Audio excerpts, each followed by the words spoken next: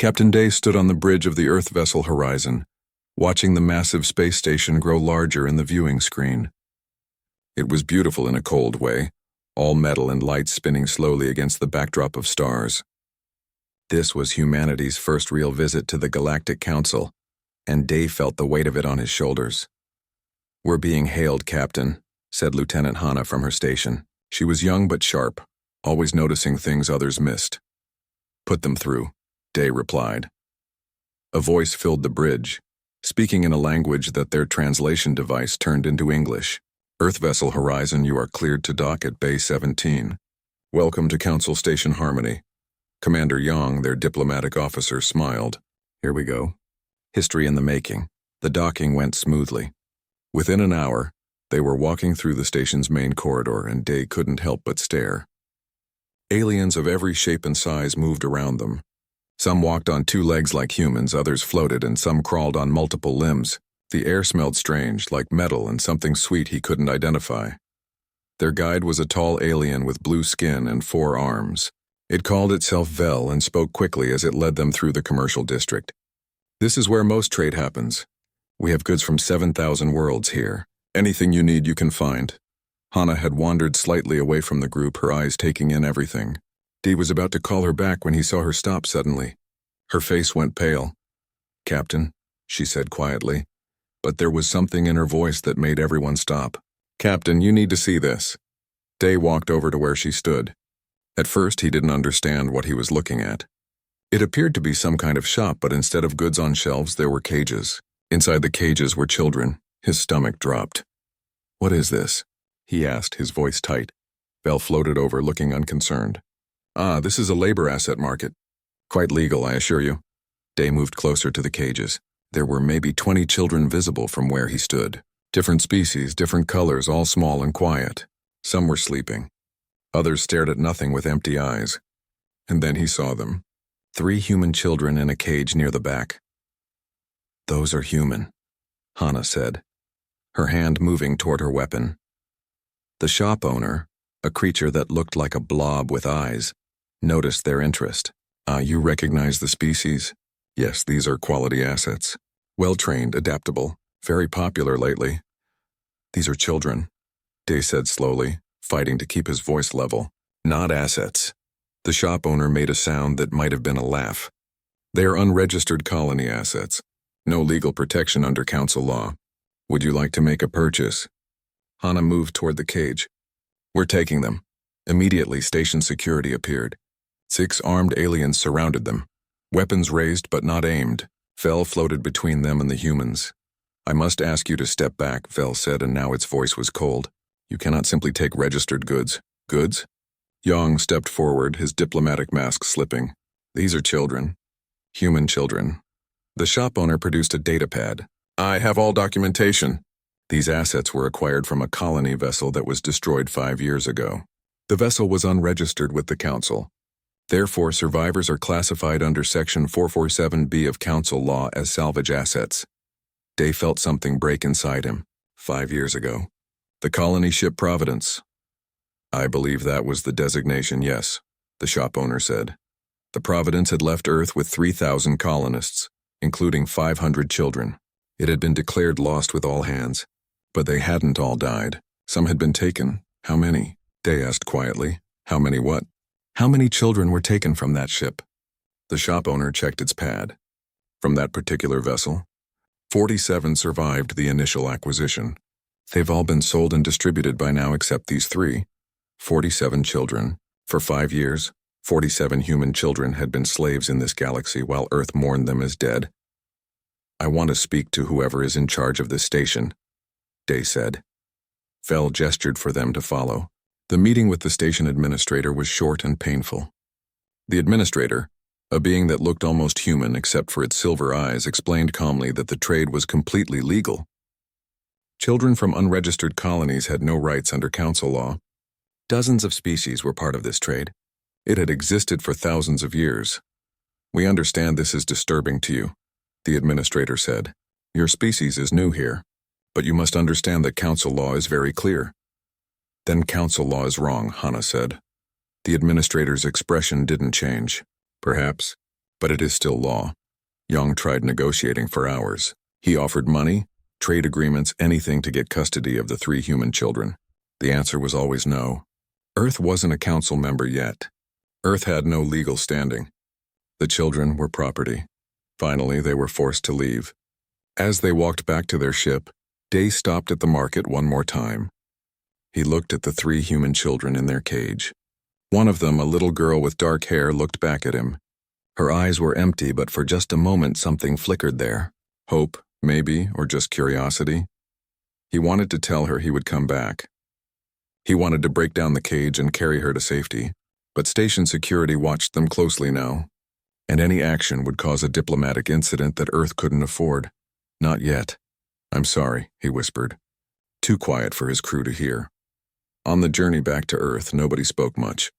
Hana sat in the corner of the mess hall staring at her hands. Young wrote and rewrote his report. Day stood on the bridge watching the stars. He thought about that little girl's eyes.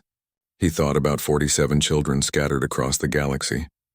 He thought about the administrator's calm voice explaining that this was normal, that this was law, that Earth should accept it.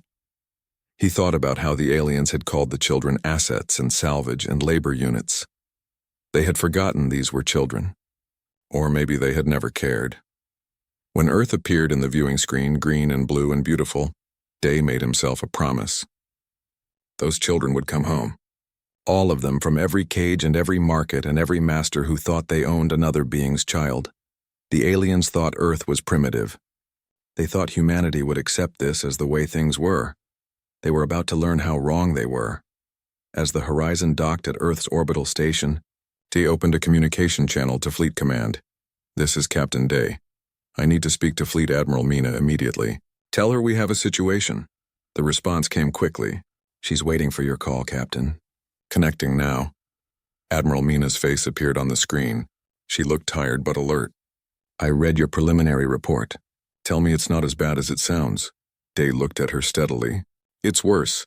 "Then you'd better come down here and tell me everything," Mina said. "And Day? Bring your crew. Something tells me we're going to need everyone for what comes next." The screen went dark. Day looked out at Earth one more time, thinking of children in cages light years away. "We're coming," he said quietly to the darkness. "Hold on just a little longer." The conference room at United Terran Command was silent as Day finished his report. Fleet Admiral Mina sat at the head of the table, her face carved from stone. Around her sat the members of Earth's High Council, leaders from every nation that had united under the Terran banner. "Show us the recording again," Mina said quietly. Hana activated the holographic display. The image of the market appeared, showing the cages and the children inside them. The 3 human children stared out with hollow eyes. Someone in the room made a sound like a sob. 47 children from the Providence," said Council Member Kim. "We told their families they were dead." "They might as well be," Young said bitterly. "The way they looked at us, like they'd forgotten what hope was." Mina stood up. "We need to know everything. How widespread is this? How many of our people are out there?" "I can find out," said a voice from the back of the room. Everyone turned to look at Intelligence Officer Tay. He was a small man with quiet eyes, but everyone in the room knew his reputation. If there was information to be found, Tay would find it. "How long do you need?" Mina asked. "Give me 3 months. You have 2. Tay nodded and left without another word. The next weeks were the hardest in Day's life. He tried to go back to normal duties, but every time he closed his eyes, he saw those children. Hana threw herself into training, pushing her body until exhaustion let her sleep. Yang spent his time drafting proposals and legal arguments, searching for any loophole in council law that might help. None of them talked about what they all knew. That laws wouldn't fix this. That words wouldn't bring those children home. 2 months later, Tay called an emergency meeting. The conference room filled quickly. Tay stood at the front, and Day noticed he looked older than he had 2 months ago, like he'd seen things that aged him. "I have my report," Tay said. He activated the display and numbers began to fill the air. "It's worse than we thought." The room seemed to grow colder as Tay spoke. Over the past 30 years, at least 14,000 human children had been taken from frontier colonies. The traffickers specifically targeted humans because of their adaptability and intelligence. Children were sold as domestic servants, Laborers, research subjects, and things Ty didn't want to say out loud, but showed in the data anyway. The practice is legal, Tay continued. There's a loophole in council law. Children from unregistered colonies are classified as salvage. No rights, no protection, no recourse. Who's buying them? Admiral Mina asked. Tay brought up a new display. 47 different council species. Some of the most respected civilizations in the galaxy. They're not ashamed of it. They don't even hide it. He showed them markets on a dozen different worlds. Children of many species in cages being sold like furniture. The human children were marked as premium goods, worth more than others because they learned quickly and lived long. There's more, Tay said. He looked at Mina. We have someone on the inside now. A new face appeared on the screen. Lieutenant Jisoo, Special Forces. Day knew him by reputation. The man was a ghost who could infiltrate anywhere. Jisoo got into one of the main trafficking hubs, Ty explained. He posed as a mercenary looking for work. What he found, the video Jisoo had recorded played. Day forced himself to watch. A warehouse full of cages, hundreds of children. Many were drugged to keep them quiet and manageable. Others were being trained, which was a polite word for broken. Jisoo's voice came through the recording. 47 human children in this facility alone. There are dozens of facilities like this. The video showed more. Children being examined like livestock. Children being punished for crying. Children who had given up and just stared at nothing. In one corner, Jisoo's camera focused on a human boy who couldn't have been more than 8 years old. He was teaching another child, an alien, how to count in English. Even here, even in this hell, the human child was trying to help someone else. The video ended. Nobody spoke for a long moment. Then scientist Nari, who had been studying the medical data, stood up. They're keeping many of them in induced comas. It's easier than dealing with escape attempts. Some children have been in medical stasis for years. Can they recover? Someone asked. Maybe, if we get them out soon. But every day they're there, the damage gets worse. Yong had tried one more time to raise the issue with the Galactic Council. The recording of that meeting played next. Ambassador Kwan had presented evidence and pleaded for the children's freedom. The council representative, a being named Thelmore, had listened patiently. Then it had spoken. Your species is new to the galactic community. You must understand that many practices may seem unusual to you, but these are matters of law that have been settled for millennia. Perhaps when Earth has matured as a civilization, you will understand that sentiment cannot override legal precedent. In the recording, Kwan's face showed remarkable control. We're talking about children. You're talking about legal salvage, Thelmore corrected. The law is clear. Perhaps you should focus on registering your colonies properly in the future. The recording ended. Mina stood up and walked to the window overlooking Earth. The planet turned slowly below them, peaceful and blue. They think we'll accept this, she said quietly. They think we're too primitive to do anything about it. We're not a military match for the Council, Council Member Kim said carefully. Even united, Earth's fleet is small compared to theirs. Then we'll make it bigger, Mina said. She turned to face the room. I'm calling for a vote. Full military mobilization. Total secrecy. We're going to get our children back. And if the Council tries to stop us? Someone asked. Mina's smile was cold. Let them try.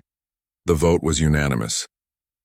Over the next months, Earth changed in ways the galaxy didn't notice. Shipyards worked around the clock. Weapons were designed and tested. Soldiers trained for scenarios they weren't told about yet. General Hyun took control of the Special Warfare Division. He handpicked teams and trained them personally. The mission had a code name, Operation Broken Chains. Engineer Airy worked in a secret facility developing new weapons. We need to disable their ships, not destroy them, she explained to her team. There are children on those ships. Every shot has to be precise.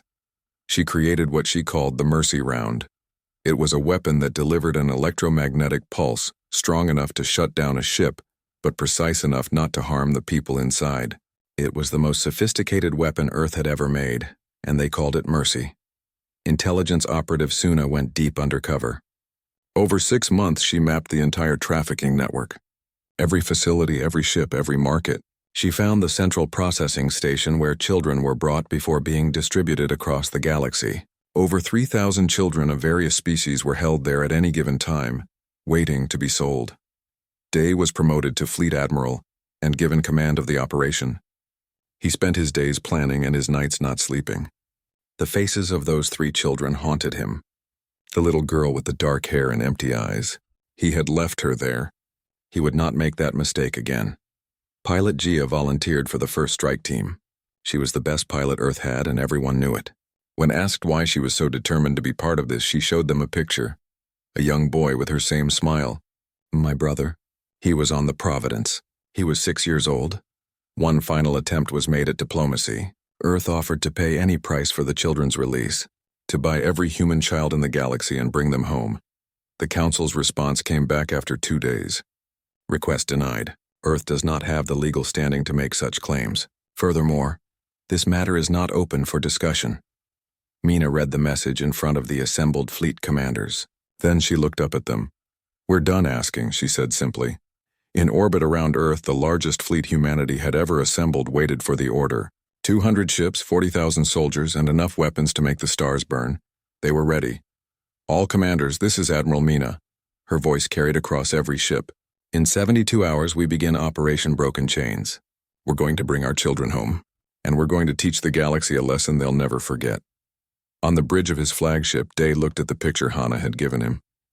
The 3 children in the cage.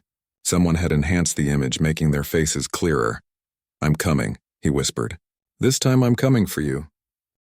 The moon base hidden on the far side of Luna had been built in secret over the past year. Now it hummed with activity as General Hyun walked through its corridors. Soldiers trained in every available space, preparing for a mission most of them didn't fully understand yet. General, Lieutenant Jisoo saluted as Hyun entered the main training facility. Teams Alpha through Echo are ready for final evaluation. Hyun nodded. He had personally selected every soldier here. The best of the best pulled from Special Forces units around the world. They didn't know what they were training for, but they knew it mattered. Show me, Hyun said. The training scenario began. A simulated ship breach, but unlike normal military operations, this one had a twist. Scattered throughout the ship were civilians, children. The soldiers had to neutralize hostiles while ensuring not a single child was harmed. Hyun watched as Team Alpha moved through the simulation. Their movements were precise, controlled. When they encountered a hostile near a group of children, they used stun weapons and positioning to drop the threat without any risk to the civilians. Time, Jisoo called out. 4 minutes, 30 seconds. No casualties. Run it again, Hyun said. But this time add complications. Make the children scared. Make them run toward danger. The scenario reset. This time, when the soldiers breached, the simulated children panicked and ran. One ran straight toward a hostile. Without hesitation, one soldier threw herself between the child and the threat, taking a simulated hit to protect the small figure. The simulation ended. The soldier stood up, checking on the holographic child first before reporting to her team. That's what I want to see, Hyun said quietly. Every child matters more than the mission, more than your life. Is that understood? Yes, sir, the soldiers replied in unison. Across the facility, other teams trained in different scenarios. Medical teams practiced treating traumatized children. Psychologists studied how to approach kids who had been in captivity for years. Engineers worked on ways to open cages quickly without causing alarm. In another section of the base, Engineer Airy stood in front of a testing chamber. Inside, a captured alien ship sat motionless. It had been acquired through back channels, officially listed as salvage from a dead trader. Beginning Test 7, Airy said into her recorder. Mercy round, full power. The weapon fired. There was no visible beam, no explosion, but every system on the alien ship died instantly. Lights went out. Engines stopped. Life support switched to emergency backup. Check the interior, Airy ordered. A team entered the ship with sensors.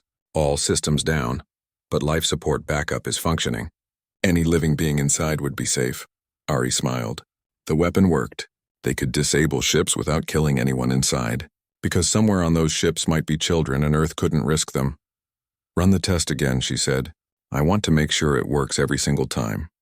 In a different facility on Earth, intelligence operative Suna reviewed her maps one more time. 6 months of undercover work had produced the most detailed picture of the trafficking network ever compiled. She had tagged 47 locations where children were being held. 47 places that would be hit simultaneously. The central processing station is here, she briefed Admiral Day and his command team. A three-dimensional map appeared in the air. It's in neutral space, protected by the Vrex Consortium. They run the largest trafficking operation in this part of the galaxy. Defenses? Dee asked. Heavy. 50 warships on patrol at any time. The station itself is armed. But I found something interesting. Suna zoomed in on the station's layout. Their defensive grid has a flaw. They focus on preventing escape from inside, not attack from outside. They've never needed to defend against external assault, because no one has ever been angry enough to attack them, Day said quietly. Until now, Suna agreed. The planning sessions lasted weeks. Every detail was examined. Every possible outcome was considered. They would hit all 47 locations at exactly the same time. The element of surprise was crucial. If the traffickers had warning, they might kill the children or move them to locations Earth didn't know about. We get one chance, Day told his commanders. One shot to get this right. After that, they'll know we're coming and everything gets harder. Pilot Gia sat in her fighter, running through pre-flight checks for the 100th time. Around her in the hangar, other pilots did the same. They would form the first wave, clearing the way for the assault teams. You ready? Asked another pilot, settling into the cockpit next to hers. I've been ready for 5 years, Gia replied. She thought about her brother. 6 years old when the Providence was destroyed. 11 now if he was still alive. 5 years of wondering what happened to him. 5 years of hoping against hope that maybe, somehow, he had survived. Now she knew he had. Now she knew he'd been a slave for all that time. The anger that knowledge brought was like fuel in her veins. We're going to bring them home, she said. All of them, her fellow pilot agreed. In medical facilities across Earth, doctors trained for what was coming. Dr. Sung specialized in trauma medicine, but this was different. These children would need more than physical healing. They'll have been drugged, she explained to her team. Many will be malnourished. Some will have been in medical stasis. We need to be ready for everything. Psychologist Kwan, who had been studying the data Tai had gathered, added his thoughts. The psychological trauma will be severe. Many of these children will have been in captivity for years. They'll have forgotten what it means to be free. Some might not even remember Earth. Then we'll teach them again, Dr. Sung said firmly. Ambassador Kwan made one final attempt at diplomacy. He traveled to Council Space and requested an emergency meeting. The Council agreed to see him, probably curious about what Earth wanted now. We are prepared to pay any price, Kwan said. Any sum, any trade agreement, any technology you want. In exchange, we want the return of all human children being held as slaves. The Council deliberated for 3 hours. Then Thelmore delivered their response. The Council appreciates Earth's concern. However, we must decline. These are not slaves, but legal assets. To simply hand them over would violate the property rights of their current owners. We cannot set such a precedent. They're children, Kwan said, his voice tight. They are legal salvage under Council law, Thelmore corrected. Furthermore, the Council is concerned about Earth's aggressive tone regarding this matter. We suggest your species focus on integrating into galactic society, rather than challenging laws that have existed for millennia. Kwan stood up. Then we have nothing more to discuss. Before you go, Thelmore said, and something in its voice sounded almost like pity. A word of advice. Do not do anything foolish. Earth is a small new species. The Council has maintained peace in this galaxy for thousands of years. Do not throw away your chance at membership over sentiment. Kwan looked at the alien for a long moment. You think we care about membership? You think we care about trade or technology or any of the things you value? All species care about such things, Thelmore said. You're about to find out how wrong you are, Kwan said. He walked out of the chamber without looking back. The report of the failed negotiation reached Fleet Admiral Mina within hours. She had expected nothing different. This had been one final formality, one last chance for the Council to do the right thing. They had refused. Mina activated the fleet-wide communication system. Every ship, every soldier, every person involved in Operation Broken Chains heard her voice. This is Fleet Admiral Mina. Our diplomatic efforts have failed. The Galactic Council has refused to return our children. They've told us to accept the situation and be grateful for the chance to join their civilization. She paused, letting that sink in. They think we're weak. They think we'll bow to their laws. They think sentiment will fade and we'll forget about the children in cages across the galaxy. Another pause. They're wrong. In 48 hours, we launch Operation Broken Chains. We're going to hit 47 locations simultaneously. We're going to free every child we can find. And we're going to show the Galactic Council what happens when you hurt Earth's children. Her voice grew harder. I won't lie to you. Some of us won't come home from this. The Council has bigger ships and more advanced weapons. But we have something they don't. We have a reason to fight that goes beyond law or profit or politics. We're fighting for children who have been waiting 5 years, 10 years, even longer for someone to save them. She looked at the camera, knowing that thousands of eyes were watching her. There's an old saying on Earth. The only thing necessary for evil to triumph is for good people to do nothing. Well, we're done doing nothing. The stars are about to learn what happens when humanity finally stops being patient. All ships, all teams, final preparations. We launch in 48 hours. And may whatever gods exist have mercy on anyone who stands in our way, because we won't. The communication ended. Across the fleet, soldiers and pilots and engineers returned to their work with renewed purpose. Admiral Day stood on the bridge of his flagship, the Retribution. He looked at the picture of the 3 children one more time. The little girl with dark hair and empty eyes. 48 hours, he said quietly. Hold on just 48 more hours. Lieutenant Hana approached him. Sir, the crew is ready. We're all ready. I know, Day said. I just hope we're ready for what comes after. After? Hana asked. After we do this, there's no going back. Earth will have made an enemy of the entire Galactic Council. We'll be alone out here. Hana looked at the picture in his hand. Better to be alone with our children safe than to have all the allies in the galaxy and leave them in cages. Day smiled. You're right. Let's go bring them home. Across Earth and its hidden bases, the final countdown had begun. The largest rescue operation in human history was about to launch, and the galaxy had no idea what was coming. At exactly 400 Galactic Standard Time, the universe changed. Across 47 different locations, Earth's ships emerged from faster-than-light travel with perfect synchronization. The galaxy had never seen coordination like this.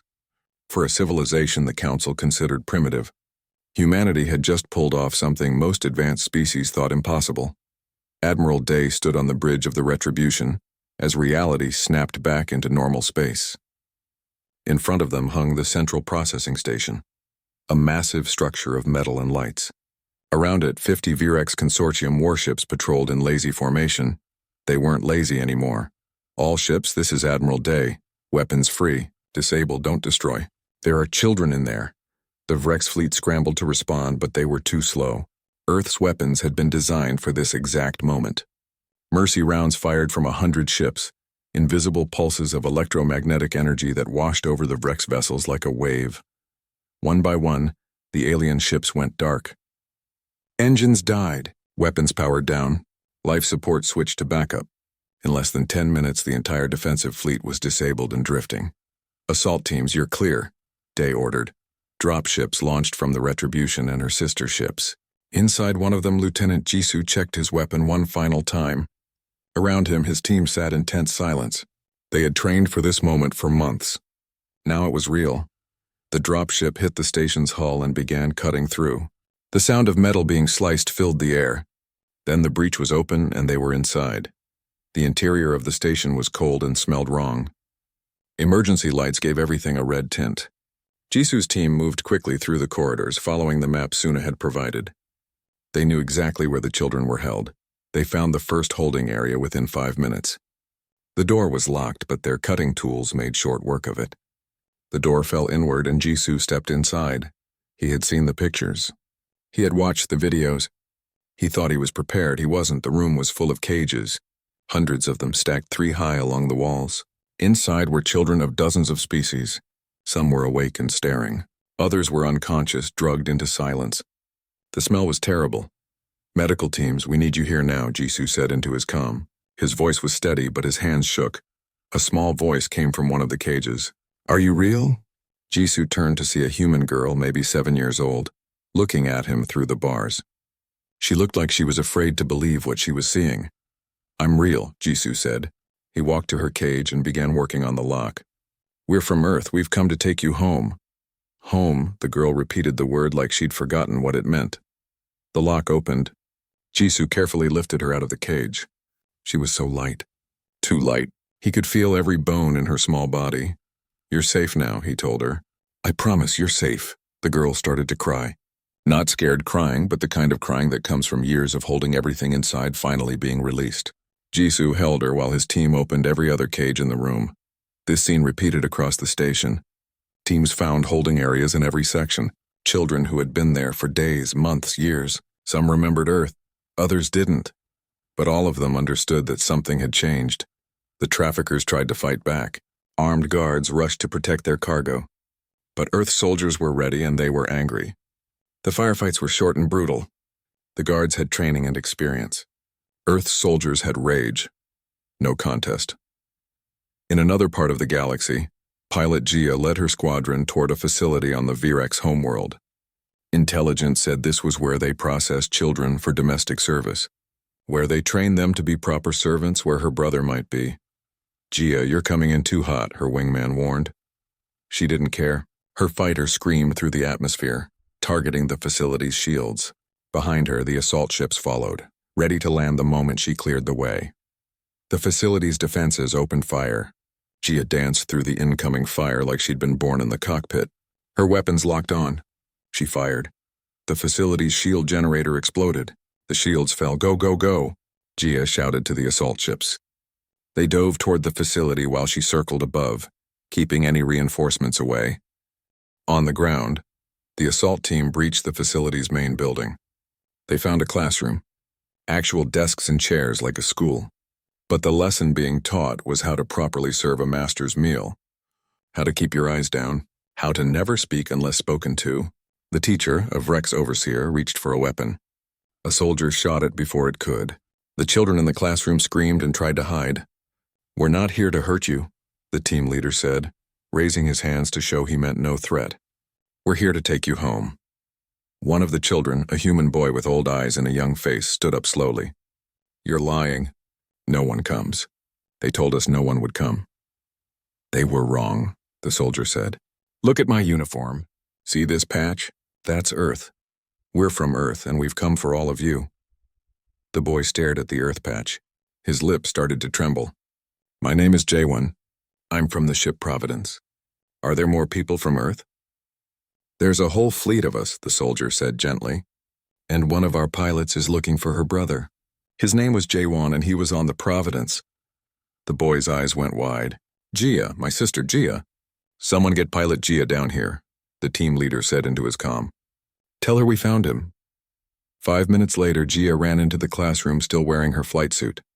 She saw J1 standing with the other children. For a moment, she couldn't move. He was so much bigger than she remembered. 5 years had turned her baby brother into a young boy. "Gia," J1 said uncertainly. She crossed the room and pulled him into her arms. "I found you. I finally found you." J1 held on to his sister and cried like he'd been waiting 5 years to do. "I knew you'd come. They said no one cared, but I knew you'd come." Around the galaxy, similar scenes played out at 47 locations. Some liberations went smoothly. Others met resistance. But in every case, Earth's forces succeeded. At one facility, they found children who had been in medical stasis for years. Dr. Sung's teams carefully brought them out of suspension, monitoring every vital sign. Some woke up confused, not remembering how they'd gotten there. Others woke up screaming. But they all woke up free. At another location, the facility manager tried to delete records before fleeing. Suna caught him and recovered the data. Names, dates, purchase records, evidence of every crime committed in that place. "You can't do this," the manager said. "This is legal. You're violating council law." "We don't care about council law anymore," Suna said. "You're going to Earth to stand trial." Back at the central processing station, Admiral Day walked through the corridors his teams had cleared. Medical personnel worked everywhere, treating children and getting them ready for transport. The noise was overwhelming, children crying, talking, calling out in dozens of languages. But they were alive. They were free. Day found the section where they'd held the human children. His team had freed 83 humans from this station alone. More than double what intelligence had predicted. He saw a familiar face. The little girl from the market. The one with dark hair and empty eyes. She was sitting on a medical bed while a doctor checked her over. When she saw Day, she stared at him for a long moment. "I know you," she said finally. "You were at the market." He looked at me. I did, Day said.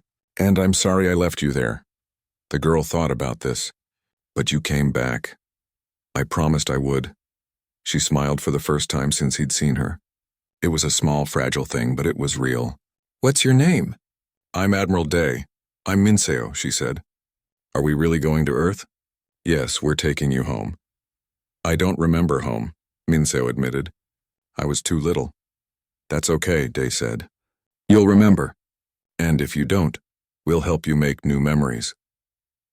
Across the communication channels, reports came in from all 47 strike teams.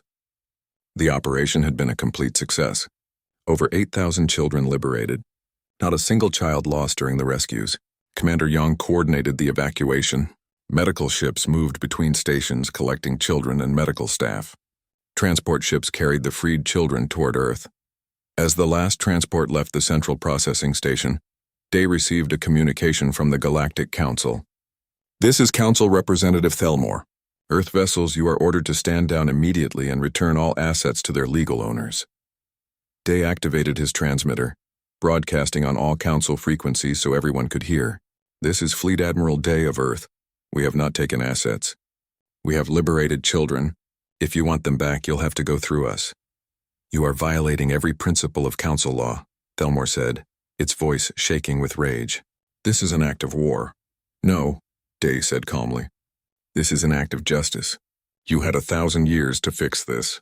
You chose profit over innocence. Now you answer to Earth. He cut the communication. Around him, his bridge crew waited for orders. The children were safe now, heading home. But the job wasn't finished. Not even close.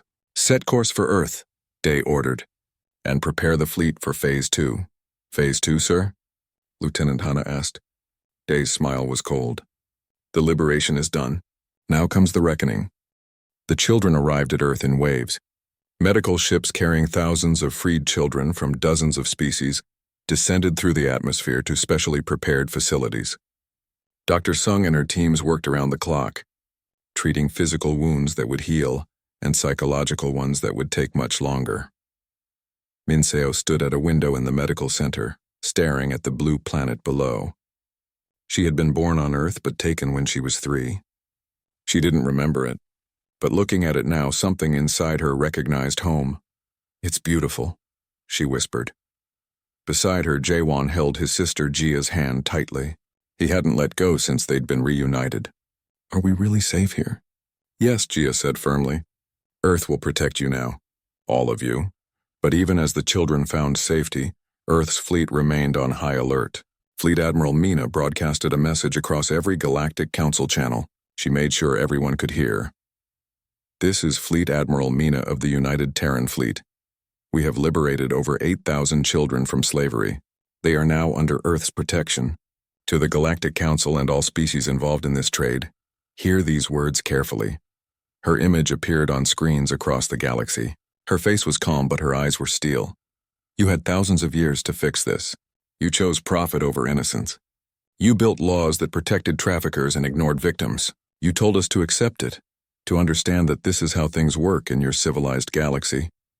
She leaned forward. We reject your civilization. We reject your laws, and we reject any authority that allows the enslavement of children. Here are Earth's terms, not requests.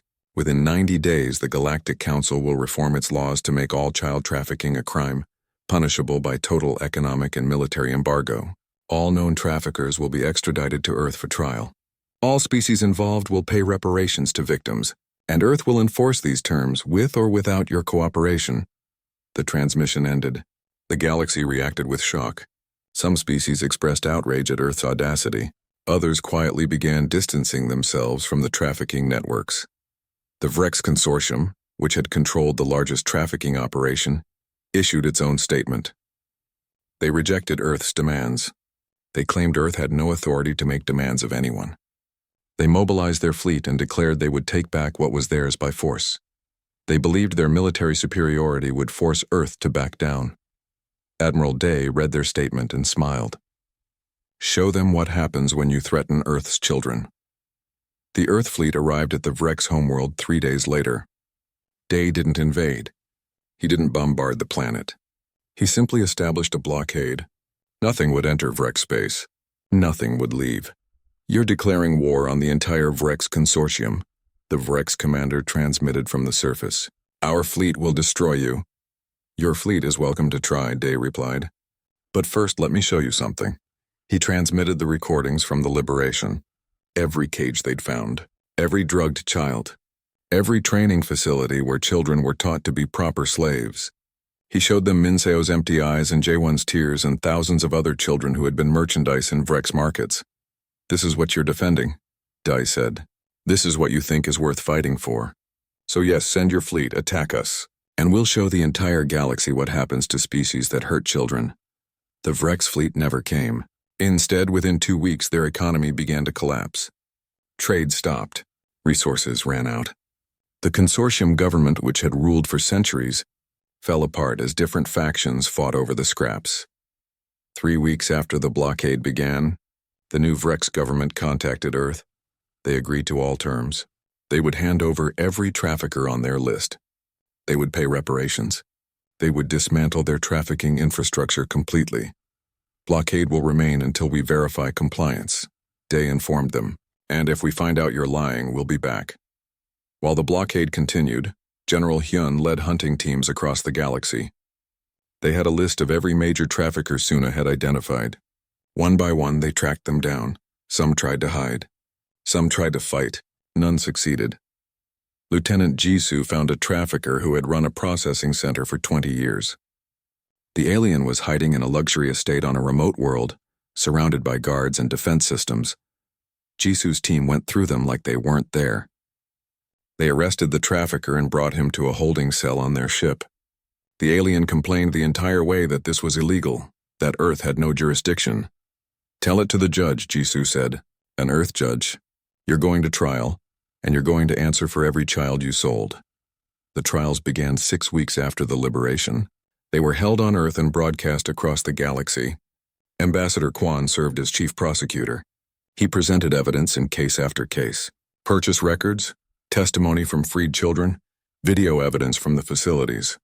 The galaxy watched as traffickers who had operated with impunity for decades were convicted one by one. Some received life imprisonment. Others received death sentences. Earth's justice system worked quickly but thoroughly. One of the accused tried to argue that he was just following his species' laws, that what he did was legal in his culture. Kwan's response was simple. Then your culture is wrong and your laws are evil. You will answer to Earth's laws now. The conviction was unanimous. The Galactic Council called emergency sessions to discuss Earth's actions. Some representatives argued that Earth had become a rogue element that threatened galactic stability. Others pointed out that Earth had done what the Council failed to do for millennia. Council Representative Thelmore tried to organize resistance against Earth's demands. It gathered support from species who profited from the trafficking or simply resented Earth's interference. We cannot allow one primitive species to dictate terms to the entire galaxy, Thelmore argued. This sets a dangerous precedent. But when Thelmore called for a vote to condemn Earth's actions, something unexpected happened. Many council members abstained. Some voted against the condemnation. A few species even publicly praised Earth's courage. The vote failed. Thelmore was furious. It tried to call for military action against Earth, but when it looked for support, it found none. Every species did the math and realized the same thing. Earth had destroyed the Vrex Consortium's power in less than a month without firing a shot at their homeworld. Earth had coordinated strikes across 47 locations simultaneously. Earth had weapons that could disable ships without destroying them. Earth was terrifying when angry, and right now Earth was very angry. The council met again, this time without Thelmore, who had been removed from its position. The new representative was more diplomatic. Earth's actions were unorthodox, the representative said carefully, but they have exposed a flaw in our legal system that we can no longer ignore. The council proposes a compromise. Ambassador Kwan listened to their proposal and shook his head. No compromise. Every term we stated will be met, or Earth will continue to enforce them ourselves. You cannot police the entire galaxy, the representative said. Watch us, Kwan replied. 6 months after the liberation, the Galactic Council voted on the Universal Child Protection Act. It made child trafficking a crime across all council space. It mandated protection for children of all species, regardless of their colony's registration status. It established harsh penalties for violations. The vote was unanimous. Even species that had opposed it voted yes, because Earth had proven it would enforce these protections whether the council agreed or not. On Earth, the freed children began their recovery. It was slow. Many had nightmares. Some couldn't adjust to freedom at first, but gradually, with help from doctors, psychologists, and families willing to care for them, they began to heal. Minseo learned to smile again. She was placed with a family who had lost their own daughter years ago. They taught her what it meant to be safe, to be loved, to be a child instead of property. Jaewon stayed with his sister Jia. She had retired from active duty to care for him. Sometimes he woke up screaming, thinking he was back in the facility, but Jia was always there holding him, reminding him he was home. "Do you think they'll come back for us?" Jaewon asked one night after a bad dream. "Let them try," Jia said. "They'll learn what Vrex learned. Earth protects its children." Admiral Day stood in the memorial garden that had been built to honor the rescue operation. Names of every freed child were carved into the walls. 8,347 names. 8,347 children who had been given back their lives. Lieutenant Hana joined him. "The Council has officially invited Earth to become a permanent member with full voting authority. Do we accept?" Day asked. "Commander Yang says we should. It gives us a voice in how the galaxy operates." Day thought about it. "Tell them we accept, but only on one condition." "What condition?" "The first law passed under Earth's membership is that child protection enforcement becomes Earth's responsibility. We'll be the galaxy's enforcers for this, and if we find anyone violating it, we act immediately." Hana smiled. "They won't like that." "They don't have to like it," Day said. "They just have to accept it." The Council did accept. Not because they wanted to, but because the alternative was worse. An angry Earth outside the Council was more dangerous than an angry Earth inside it. And so Earth became a Council member, but not like other members. Earth was the sword that hung over anyone who thought about hurting children. The species that would burn stars if necessary to protect innocence. Admiral Mina addressed Earth's population and the galaxy beyond in a final broadcast. "Today Earth joins the Galactic Council, but we do not join as equals. We join as guardians, as protectors, as the species that will do what others will not. The galaxy called us primitive. They said we were too young to understand their ways. They were right about one thing. We are different." She looked directly at the camera. "We are different because we believe some things are more important than law or profit or tradition. We believe children should be protected, not sold. We believe innocence matters more than convenience. And we believe that any civilization that forgets these truths deserves to fall." Her voice grew stronger. "So to any species watching this, to any person who thinks about returning to the old ways, remember what happened when Earth found out about the imprisoned children.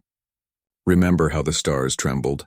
Remember that humanity is watching now and we will never look away again." The transmission ended. In the medical center, Minseo watched the broadcast with her new family. "Is Admiral Mina angry?" she asked. Her new mother hugged her close. "Not at you, sweetie. Never at you. She's angry at the people who hurt you, and she wants to make sure no one ever hurts children again." "Will they listen?" Minseo asked. Her mother looked at the screen where Mina's image had been. "After what Earth just did? Yes, I think they'll listen." Minseo smiled and snuggled closer. For the first time in 5 years, she felt completely safe. Across the galaxy, in markets and stations and facilities, cages sat empty. Children who had been merchandise were now free. Traffickers who had operated openly now hid in fear. The universe had learned a lesson it would not forget. Humanity had arrived in the galaxy not as conquerors or traitors or diplomats, but as something the galaxy had never seen before.